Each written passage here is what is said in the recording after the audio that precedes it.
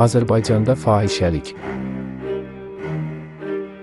Ötən il yalnız 360 min manat fahişəlikdən dövlət büdcəsinə ayrılıb. Rəsmi statistikaya görə Bakıda gecə kəpənəkləri turist axını ilə qiymətlərini qaldırıb. Əvvəllər 20 manata xidmət göstərənlər indi 100 manatdan aşağı razılaşmır. Lüks otellərdə isə xidmətlər 3000 manata qədərdir. Masaj salonlarının sayı da sürətlə artıb.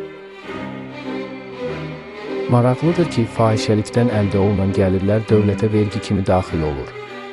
Bəs bu sahə qanuniləşdiriləcəkmi? Millət vəkili Siyavuş Novruzov bu təklifi irəli sürüb, Avropa təcrübəsini nümunə göstərib. Amma müqavimət də az deyil. Məhrəban Zeynalova hesab edir ki, qanuniləşdirmə qadınların hüquqlarını qorumayacaq.